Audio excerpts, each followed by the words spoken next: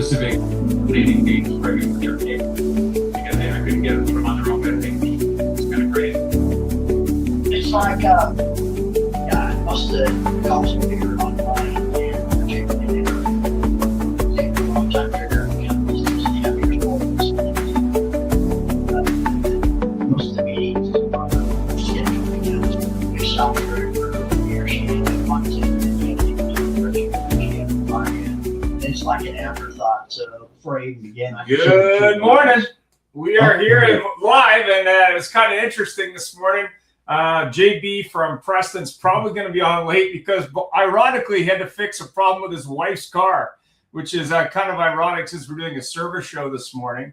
But we do actually have the man, the myth, the legend on. I'm sure Larry will join, and we have another dealer who's more than likely going to join. It looks like he's running late. So maybe, Russell, you can start since you know nothing about fixed ops. I hear you're an amateur in that area. But I know that in the fixed ops side of things, there's sometimes a silo between, you know, sales, service, and parts, or sales, service, and body shop, and that kind of thing. But tell us a little bit about yourself and what you think the secret to teamwork is when you look at these different departments. Obviously, a general manager going to fix his wife's car is also teamwork, but that's in a different type. Right. Go ahead. Well, I think that, well, this is my 41st year in automotive, 16 of those, you know, worked my way up to running stores. Yeah. Most of my teeth were cut with Cecil and Larry Van Tile before they got bought out by Berkshire Hathaway. But yeah, I've been in the vendor space now for 27 years, and I grew up on the variable side. And it's kind of ironic that 85% of all GMs grew up on the variable side. They don't really understand the fixed side. I, however, learned early on that service was really important. I used to work the service drive 3 days a week. It was just part of what I did, you know, and became very familiar with that. It's still siloed.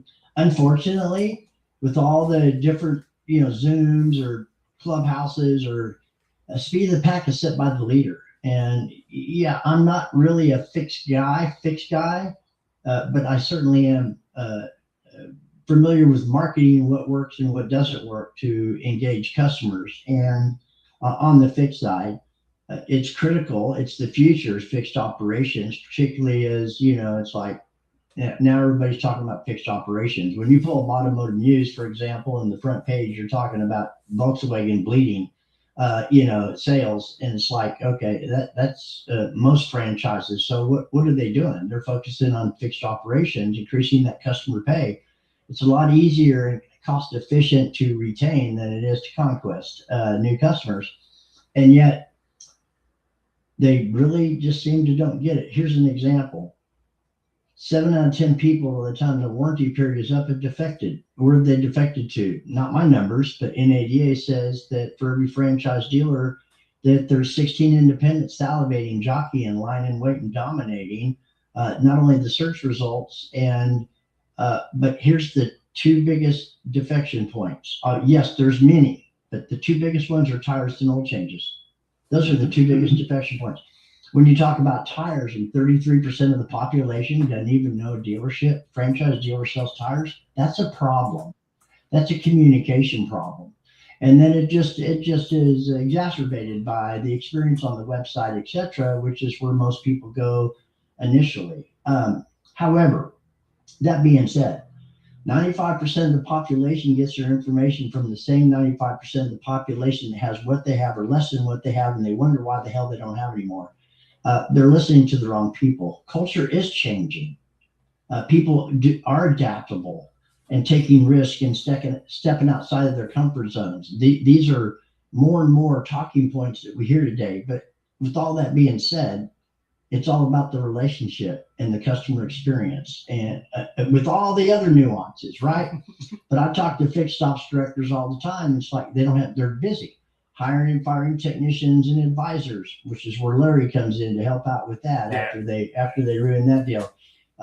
You know, heat cases, equipment failures, people calling in sick, meetings with the GM, meetings with the OEM. It just goes on and on and on, and they don't have any time. Yet all this is very, very important. Lee Iacocca said it best in the 80s when he turned TriStar around. Ladies and gentlemen, in the end, you can sum all companies up to three things: people, products, and profits, the most important of which are your people. When you walk into a dealership, you can feel it. Okay. You can call it an aura, a vibe, you can call it whatever you want to. But when they're humming, the customers and the guests are happy. And when they're not, you can feel the tension as well. And and yeah, I get it. Everybody's overwhelmed, they're busy, but we're all part of one thing, and that's a team. And that's together, everyone achieves more. It's a great thing that you bring up, Ian, because it's all the different, like I said, all the different, I hear about, well, you change this, you change that. How about you start off by saying, hey, welcome to ABC Nissan. My name is so-and-so. What's your name? Is this a welcome, or is this like welcome back, type of thing?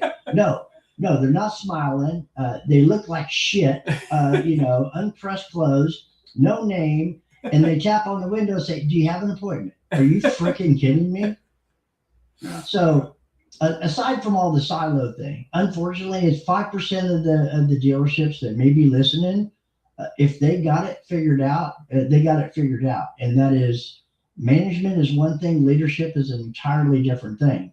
One ignites fires underneath people to get them moving. The other ignites fires inside of people to want to go to the next level and realize that parts and service and accessories and sales and finance all are part of the same, under the same roof.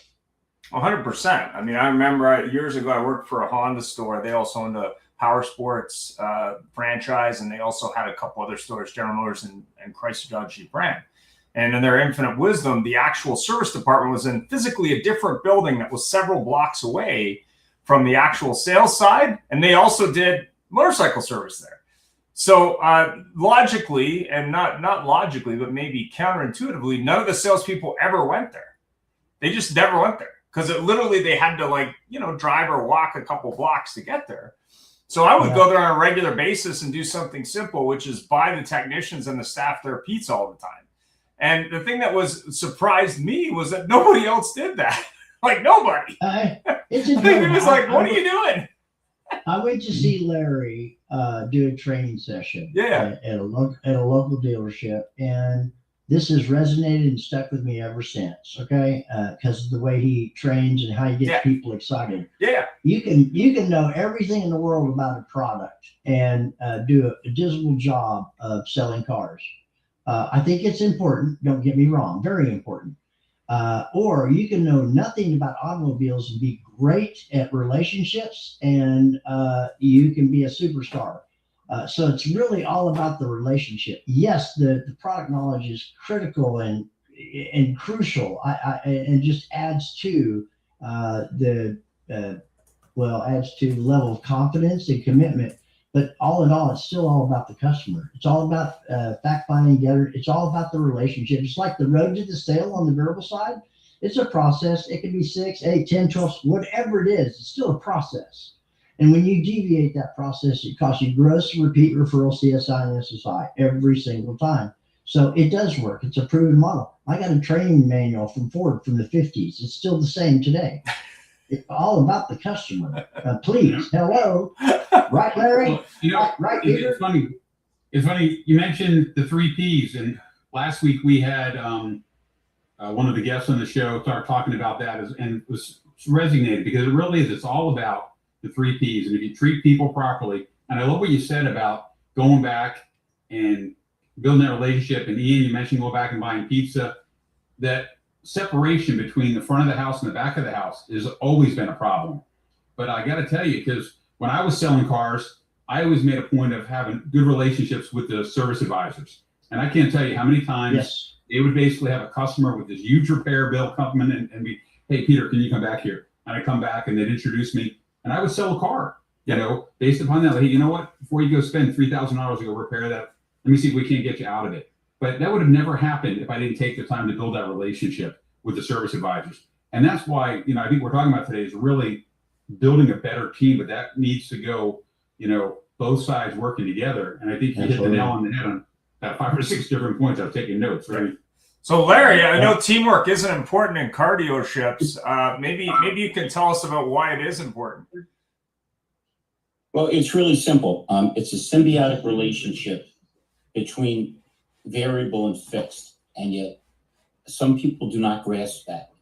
The salesmen perceive the service department as a bunch of guys with dirty rags in their back pocket that never have the car ready. And most service people look at salespeople and think they're lazy and spoiled and doesn't make a difference. That's stupid. Okay. We need them and they need us. And Russell is so tired of hearing me say this, as is you and Peter, but I'll say it again for the 4 millionth time.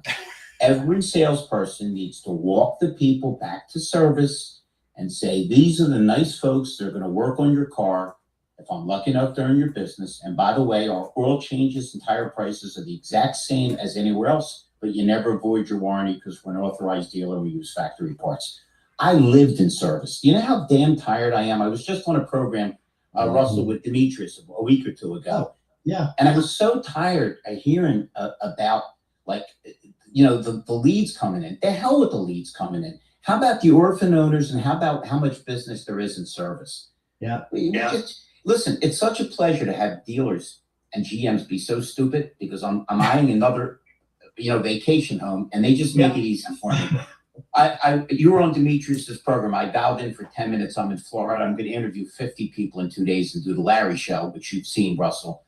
Yeah. It's just crazy. We need to do what we need to do when we need to do it, and then life will be easy for us. Yeah. So You're looking for Bobby? talking. Come on in. Guys, I'm going to jump out and then I'll be back in. Okay. So 6 of the most powerful words in the English vocabulary I learned, and I don't remember, I remember how it made me feel, but I was working the service drive. I don't even know if it was the service manager or just a service advisor, but this lady got out of her car. It was like 7:30 in the morning, on fire. It was a heat case, no doubt. I mean, it was a heat case from hell. And she walked up to him and let her just go at it for about, it seemed like for 10, 15 minutes. It was really only about 45 seconds, if that. Okay. Yeah. She just unleashed on him, and he acknowledged by shaking his head, eye contact. He was the right space away, not to be in her space. And when she decided to take a breath 45 seconds later, he said, I apologize. I hope you can forgive me. Or can you forgive me? 6 words. Yeah. And he shut up. And she immediately started apologizing because it had nothing to do with him. Something happened on her getting ready to go to work to, get to the dealership, etc. Equally, I learned a lot from that, those words. And then there's 9 of the worst words you can hear, and that's, I'm from the government and I'm here to help. You hear those, and you certainly want to walk away. No, but Larry was right, and Peter, yeah, absolutely same thing. It's yes. So when you're looking at different departments, and I know teamwork is hard sometimes, whether it's in a company or in a dealership or an OEM or a group of dealerships, but when you're working in a company, what's the benefit? I mean, I know there's lots of negatives, like, the salespeople are lazy, and the accountant isn't involved, and the general manager isn't doing anything, and the parts people aren't answering the telephone, and service ain't fixing stuff. But what amazes me is that they don't see the benefit. Like I love the quote, when you change the way you look at things, the things you look at change. But what I always saw when I saw that nobody was talking to service was that was a huge opportunity. But more importantly, the people in service appreciated it, because they might have a sales question, they might have a customer question, they might actually want to give you some business. Shocking. There may be some opportunity. I mean, I always made the walk when I sold Hondas to go down to parts and buy something as a gift for my customer every single time they picked up a car. And the parts guy, to this day, 26 years later, still remembers me. I was there, but I don't know, a couple months ago. He remembers me because nobody else did that. Like, nobody.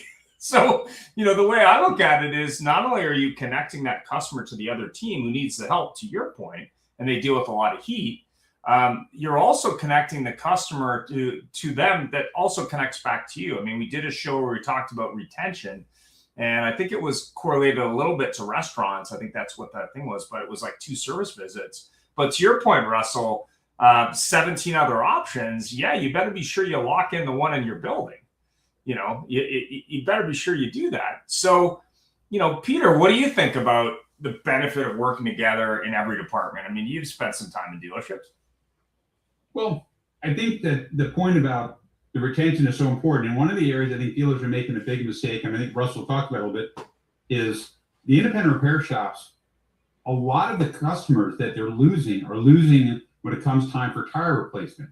And dealers, we've talked about this time and time again, don't do an effective job of letting consumers know that they have tires available. That's why I always love Larry. He always says the same thing when he walks people back there. Hey, these are the great people who are going to be able to take care of your car, replace your tires, the prices, you know, and we're not going to void your warranty. But tires is an important part of the whole future, in my opinion, of the dealership, because if we're losing the customers, and a large percentage of customers we're losing to those independent repair shops are for tires. Dealers don't do a good job of effectively marketing tires. And that's just something that should just be part of the normal messaging out there. Agreed. I think we had a guest on the show months ago talked about that. And he's like, I find it unbelievable. Every time I go into a dealership, this was one of our guests talking, he was saying, every time I pull in the service drive, you know, I very rarely see even a banner on the wall saying, hey, we sell tires. You know, every once in a while he'll go to a dealership and now you have a tire display out there, and literally he's blown away by that. But those are the kind of things, those are simple little things that we need to do, because it's just like everything. We have to be repetitive. We constantly need to remind people. One of the things, Russell, you were talking about earlier before the show started was about your ongoing marketing that you do for the dealers and how important that is, because you're keeping that messaging in front of them. And I noticed on some of the stuff you shared with me that you always had a message about tires and about these different coupons and things that are available. Dealers do not pay enough attention to the simple little things. If we can just go back and do the basics well, have a good website, have the information on the website, because when consumers are shopping, they need to go there. And I'm going to throw one last curveball in there, and it came from you, Russell, is tying in your Google business. When people are looking for these things, they're going to go to Google. And if you do a good job of promoting fixed ops on Google, where you're putting pictures and information and testimonials, when somebody goes and searches for tires or an oil change or brake job, your dealership is going to come up top of the rankings right there, and that's going to drive traffic. And these are all the little basics that people are missing these days because they're so busy doing other things. Well said, Peter. That made me think that I have some post-pandemic numbers that during the initial warranty period, the single largest purchase that all of us are going to make are tires. I don't care if it's an EV, it doesn't make any difference. We're going to purchase tires during that initial 3 years. And if you're not setting the stage and building a relationship with them, where do you think they're going to go? Goodyear, Firestone, it goes on and on and on. And you think they're about tires? They're not really about tires. Here's what they're about, but they figured it out. What do you think they're telling them when they get there for tires? They're telling them, oh, we can do your brakes, tires, alignments, on and on and on. Batteries, they can do all that stuff there. You no need to go back to the dealership. And that's how the madness starts. But when you sell them a set of tires, 67% of those people not only continue to service with the existing dealership, but they buy a newer pre-owned vehicle from you again. Are you kidding me? Yeah. Yeah, I mean, it's funny. I mean, Costco used to initially just sell tires, and then dealers would install them. And then they got into, okay, we'll install the tires. Now they're like, oh, we do these other things. And they have a little bit of business of people coming and buying other stuff. But the thing that's funny about it is I was at IKEA with my wife this weekend, and they had this guys trying to sell EVs, electrify your ride. And so I talked to these guys, and it's backed by all kinds of different companies. They have a bunch of EVs there. But, you know, none of them wanted to talk about service for EVs. Oh, you know, they don't need service. I said, yeah, there's a lot of moving parts in that vehicle. Yeah. I don't care if it's electric. I don't care if it's gasoline. I don't care if it's hybrid. You know, those and even if those cars become, let's just say 20% long-term, you still need to service them. So those cars are probably more important to talk to about service. And the reason being, they may not need service as often. Like they may only need tires once a year, right? Even though they go through tires. They need tires more than they do because they're so damn heavy. So it's even more important, right? Yeah, tires are probably the new old. the new oil change. I don't think dealers really understand what's happening right now and how things are really pivoting.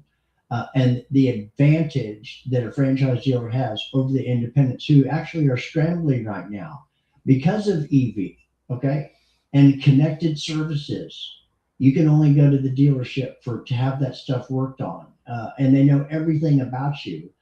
Part of the connected services is the future of where things are going and how people are going to be communicated with. Okay, people are tired of clicking 8 or 9 freaking times to get information.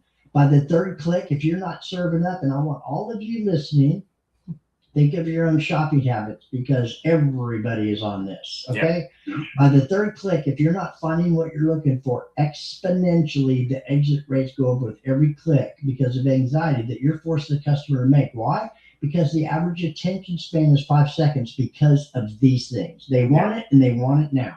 Yeah. On top of all that, when we talk about the relationship with the customer, it's not rocket science, okay? That people want to know they count, they matter, they make a difference, and they're part of something bigger than themselves. I don't care if it's the customer, I don't care if it's your employees, okay?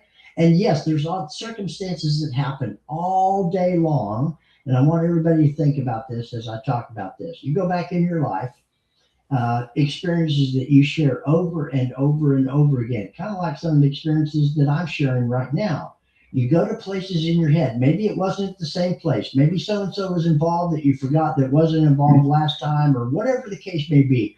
All those circumstances, every time you tell that story, they change. But here's something that doesn't ever change. How it made you feel in that moment. That doesn't change. Yeah, I mean, but I know. Go ahead, Peter. But because let me just tie in something with that about how it makes you feel. Ian and I had the opportunity a couple of weeks ago to interview the director of connected cars with Subaru. She's actually going to be speaking at the upcoming CX Auto event. And can you share her name? Is it right to share her name? I'm not sure. It's Amy. Name. I don't want to mispronounce her last name. It's an Italian name. Amy S. Amy S. Yeah. So she's going to be speaking at the CX Auto event in Detroit in September. And we had the opportunity to interview her. And what was so exciting to me to hear this, and I did a little bit of research after her talking to her about the connected cars. Think about this. With technology today, okay, you're driving down the road, you're in your car, and all of a sudden, check engine light pops up, okay? Through the connected car technology that she was sharing with us and the research I did, the information, right now there's a breakdown. They're trying to fix that breakdown because the manufacturers, the OEMs get that data. Toyota gets it, Ford gets it, everybody gets it, but they're not pushing it to the dealers. Think about this.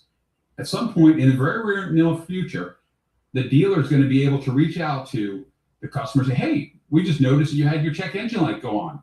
Click here and schedule an appointment so we can get your car in and get that fixed for you. Think about how that's going to make you feel.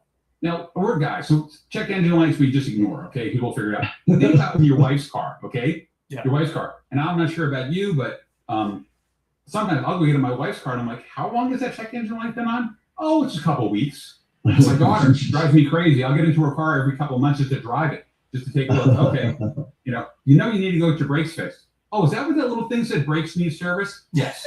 But think about this. Now, instead of them having to see something on gym, they get a phone call or a text message. Hey, Susan, we need to get your car in here because your airbag has a recall that needs to be fixed.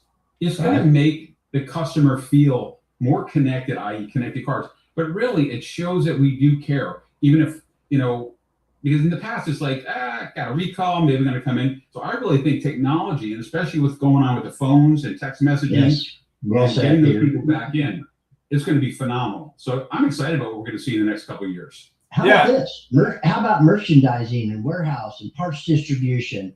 How about that before that check engine light actually goes off because of AI and all the connected services, it noticed something. The check engine light goes off because something's wrong in the computer somewhere, somehow. Something flipped the switch, and you're already notified. And parts are ordered, and appointment can be set. By what you said, Peter. Just click here or call or whatever. Set an appointment to be scheduled, and it's just that's where the future is going. Oh yeah, I mean that interview is very interesting, as Peter said, because It's the display in the physical car, the display on the app on a phone, notifying the dealer that this is what's going on simultaneously. And they also do a joint car with Automotive Corp, and they're doing the same with that car with working with Automotive Corp. We did also have the ability to interview the former chief operating officer of Automotive Corp, Mr. Hollis, and he will be speaking in Detroit in September. So if you're planning to go to CX, we're going to be there in Detroit in partnership with Automotive News Summit. So that should be really interesting. Lots of OEMs there, but also lots of dealers. But the other thing that was really interesting as we talked to companies like Holman for that episode, and we had Holman on the show, I think it was last week. They've been around for 103 years, but again, they're also looking at this, going, okay, I've got 65 dealerships, multiple brands. How do I make sure that can have a consistent customer experience between sales, service, and parts? Whether it's a lease customer in their fleet lease division, or whether it's just a regular customer, or whether they're moving from dealership to dealership, how do I make sure that experience is true? And I think that the mistake, or maybe the omission, is that experience should be consistent across the board. Like if you went to your favorite restaurant and the experience in one location or one part of the restaurant, say the guys who do dessert was different than the guys who do the entree, that would be a problem. Or it's a bar and like certain beverages are done badly and other ones are not, that's a mistake, right? So you've got to look at it and say, how do you make that consistent? But more importantly, how do you improve it? So I think that the benefits of working together is really what we're talking about. But I guess in order to paint the benefits, we also got to look at the downside and say, what's the downside of people not communicating, people not working together? I think Larry might have Larry, do you have a comment on not working together? Oh, doesn't look like he's... Yeah, I have a real big comment. Hold on, can you see these folks?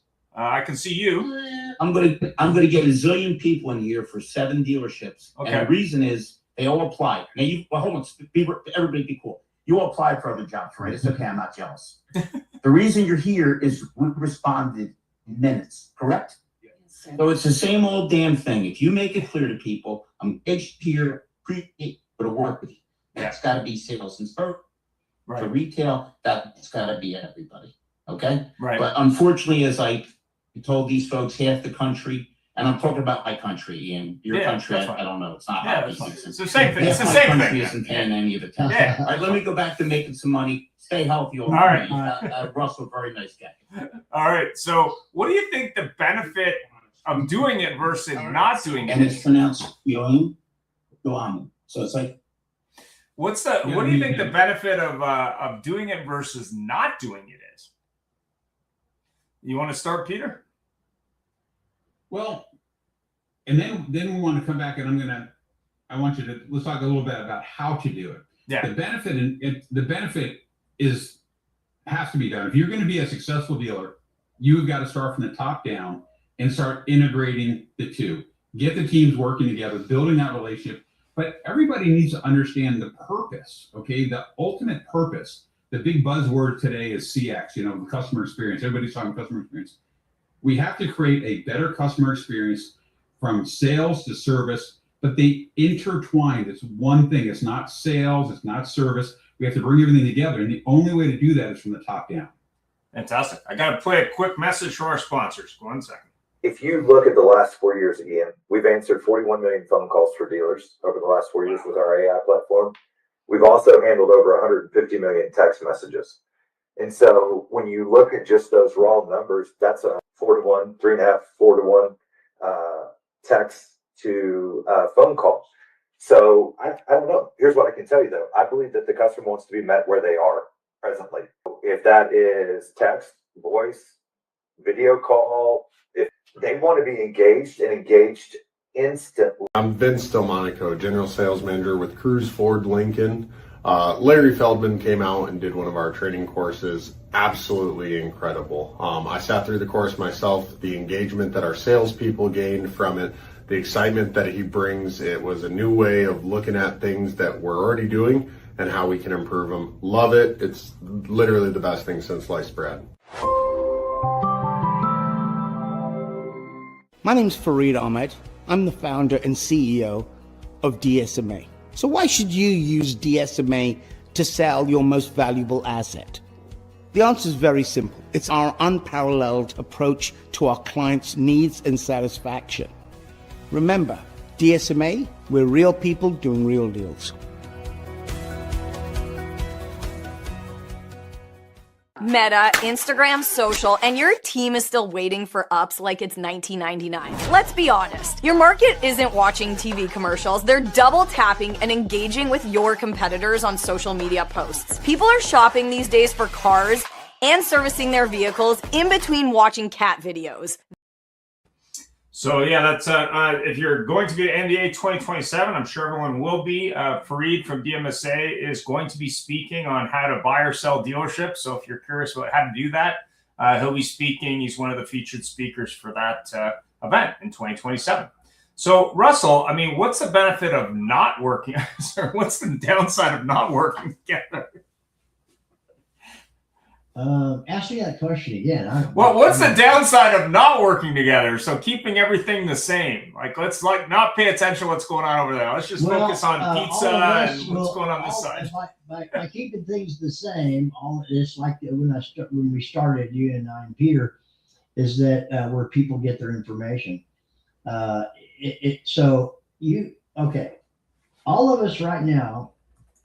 This is for leaders because I had an epiphany, a crossroad, spiritual, whatever you want to call it. And I met this guy who became my life coach, mentor. When the teacher's ready, the student will appear. But whatever you want to call it. This was back in 1998.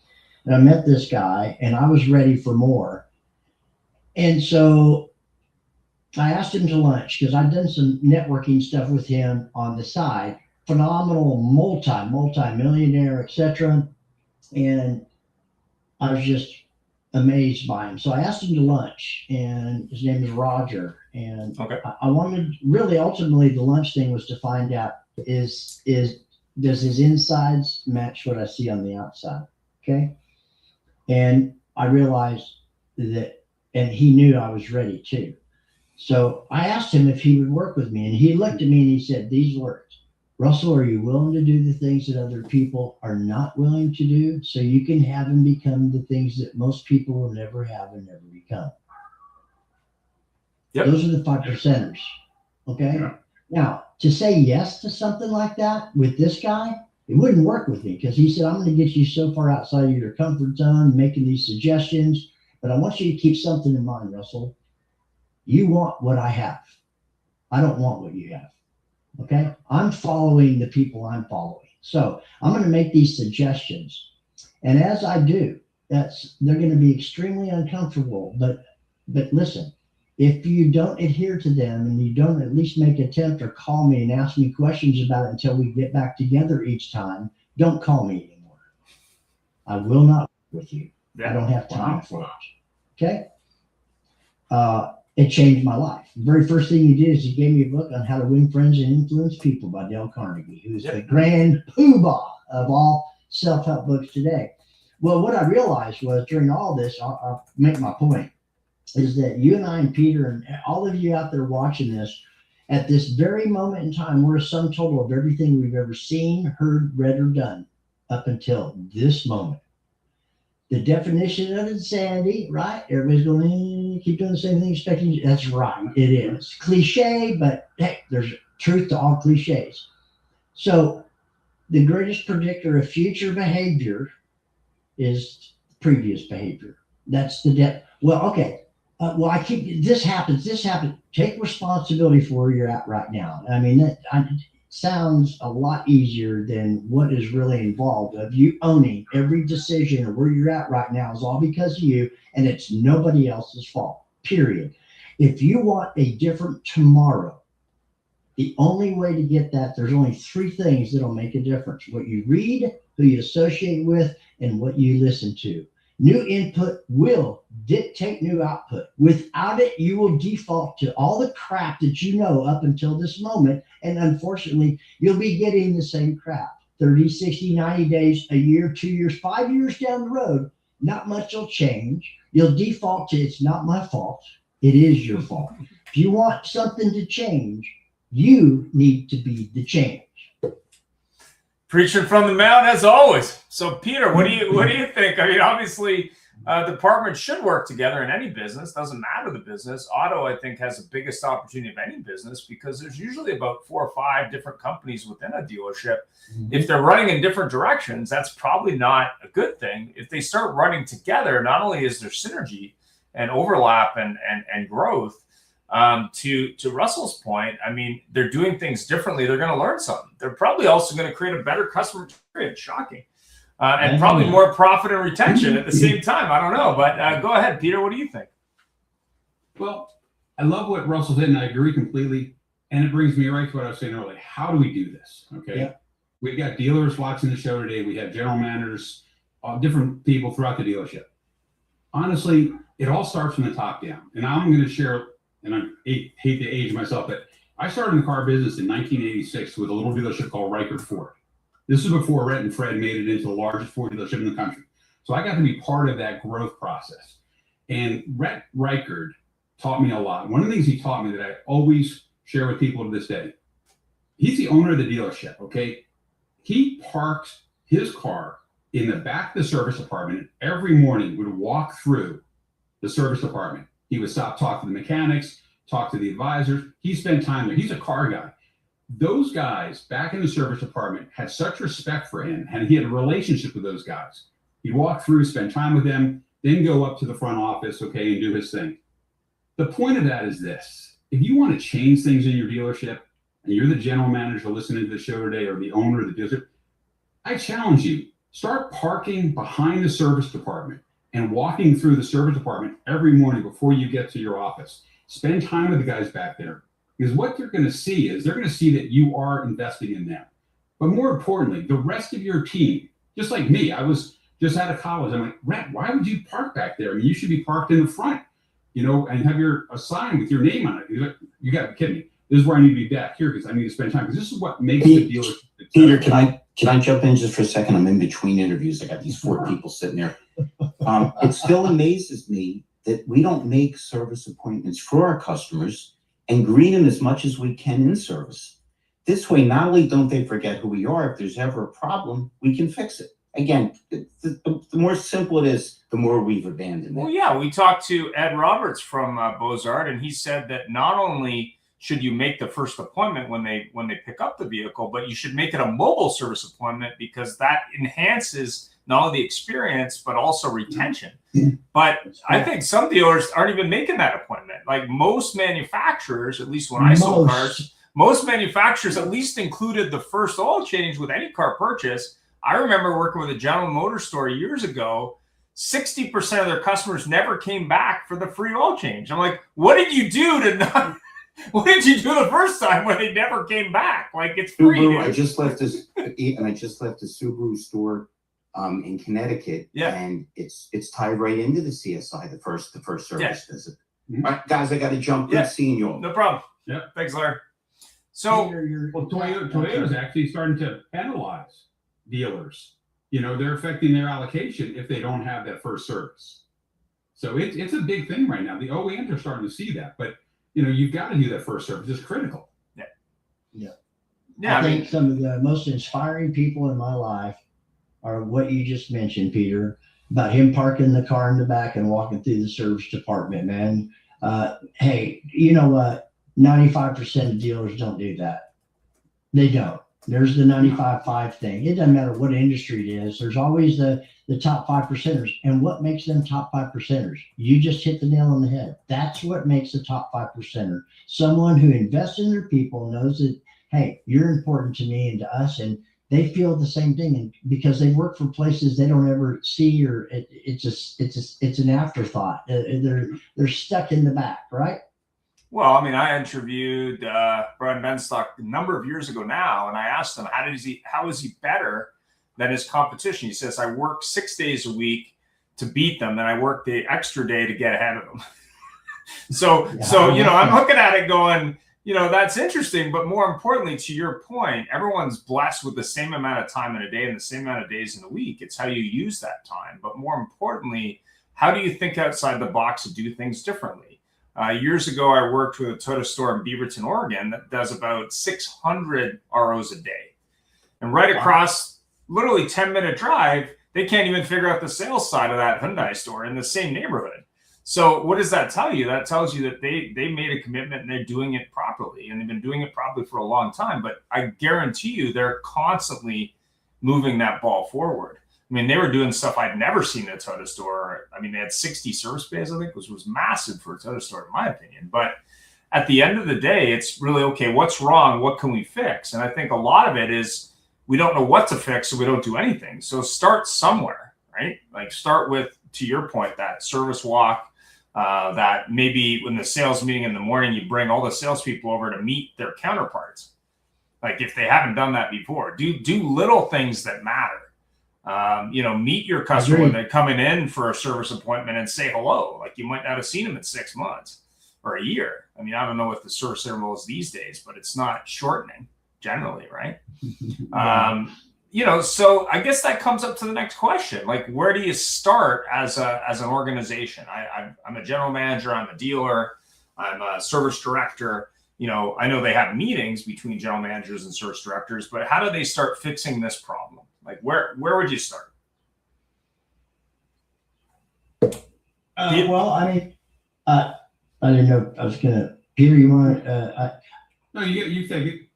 So I was sitting here thinking, whatever you're going to do, if you're going to make this level of commitment, you don't do it really fast. What I found is things that get implemented really fast seem to leave just as fast. So it has to be something inside that you want to do. You want to create this culture of understanding people and everything. There's so many different things that motivate all your people in so many different ways. But why don't you find out what their why is?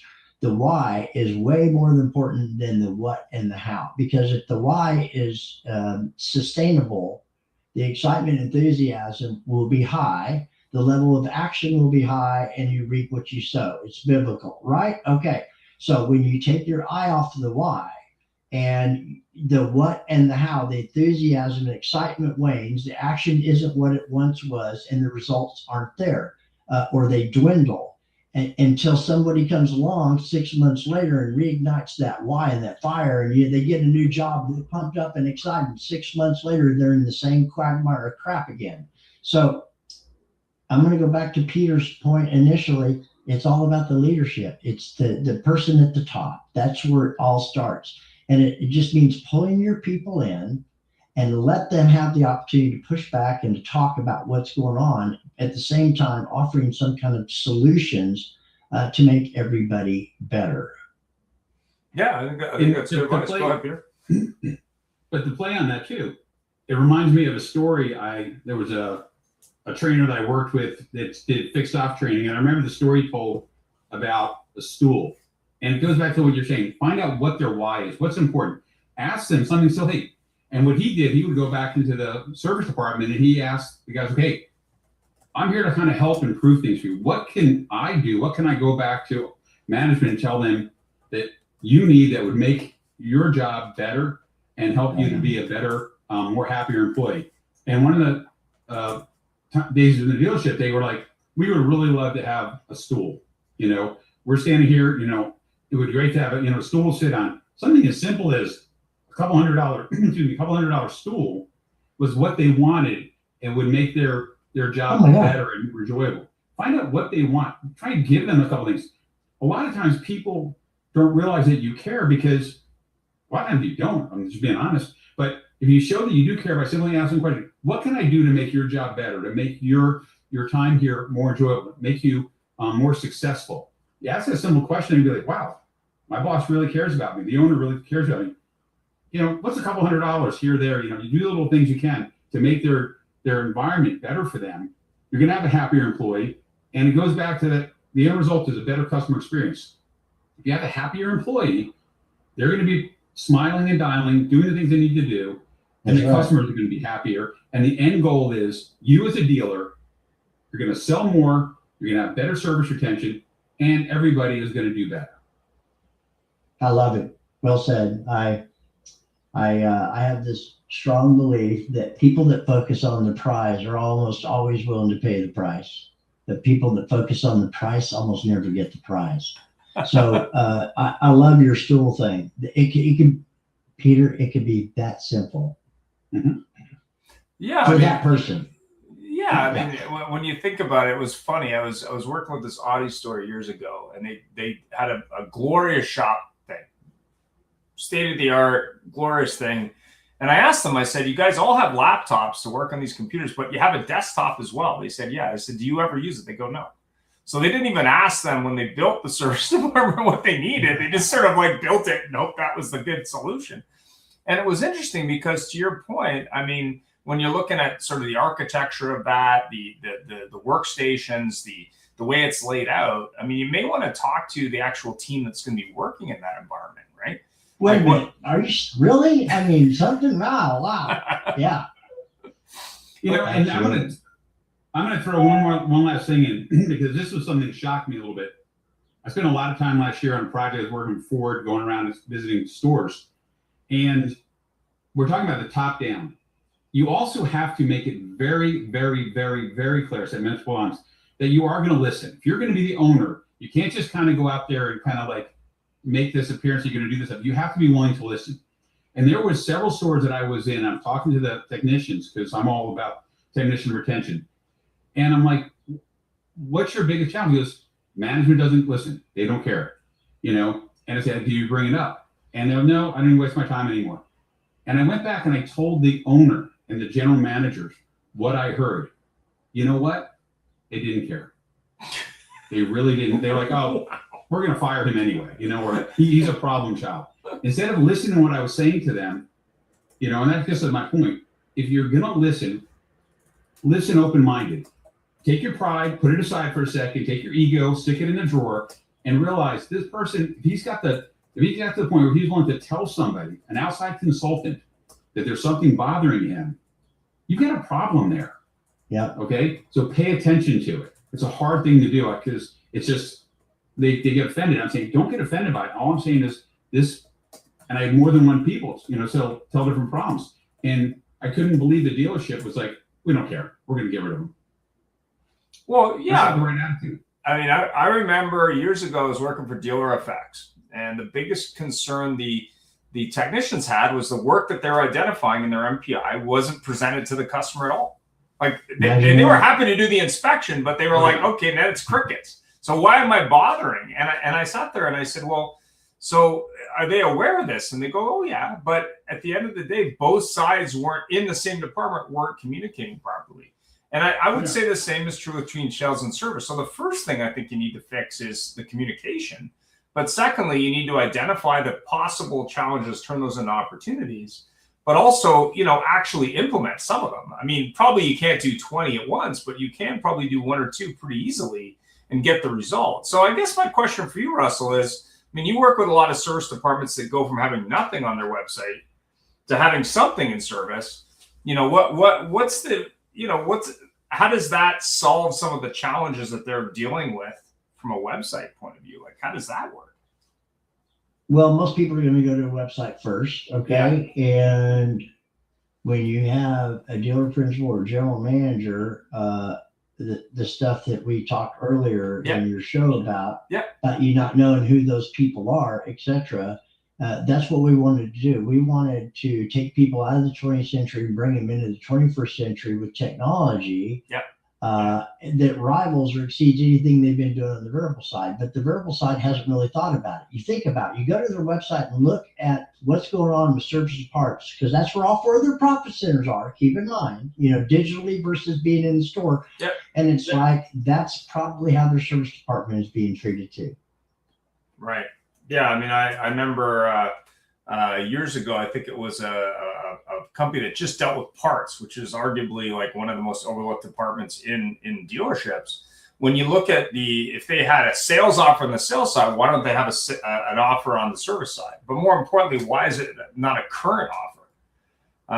seasonal offer maybe, or a part special or something. I mean, when you look at your retailer in general, even something as like simple as a grocery store, they have offers probably every day or every week. Like they've been doing that for a long time. Yeah. Why is everyone else behind them? Right?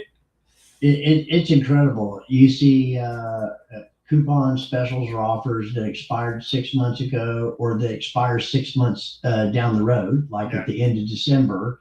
No content, certainly not educational.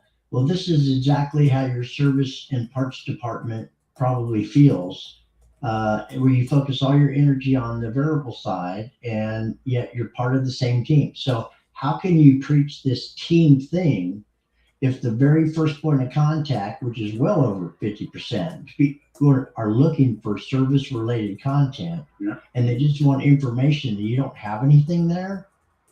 What kind of message? I mean, think about it. It starts there, and it just reverberates throughout the whole feeling of being siloed. There's a perfect example of being siloed. No, I don't even have to mention the website. When I get their attention, a dealer principal or a general manager, I already know what they're doing. While just as we're sitting here talking, they're going to their website and looking at how piss poor their content pages are.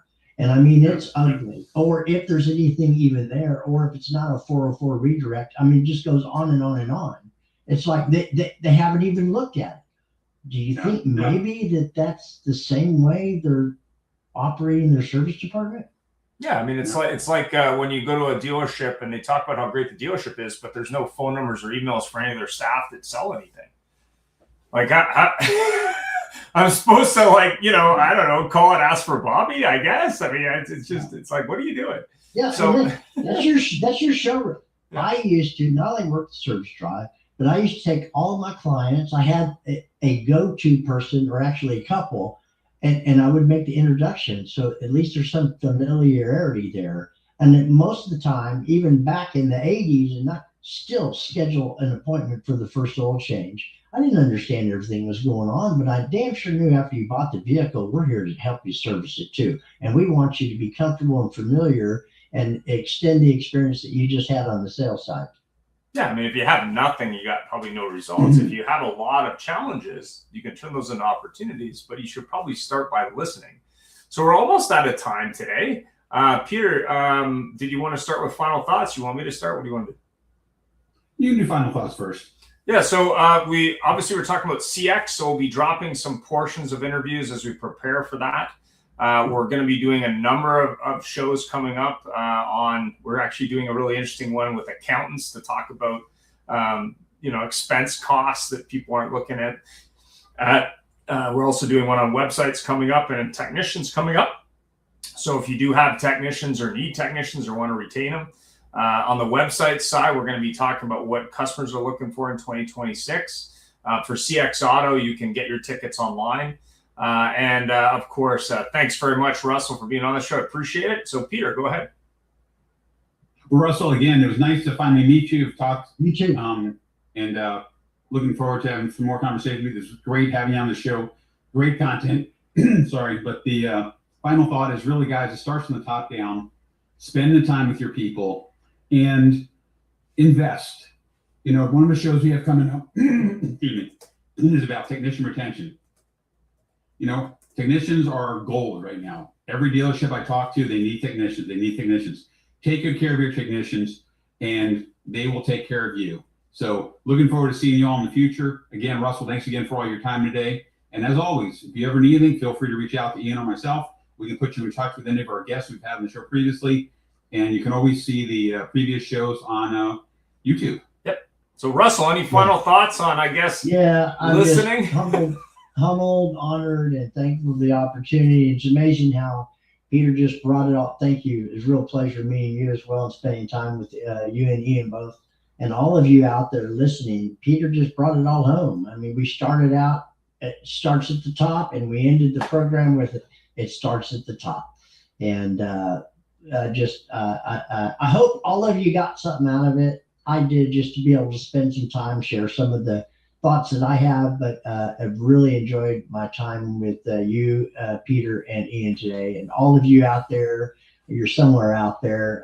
Maybe we'll meet somewhere in the future. Thank you. Thanks very much. Yep. Bye Thanks, for now. guys. Bye, everybody. Bye. Thank you for helping the industry get better today live.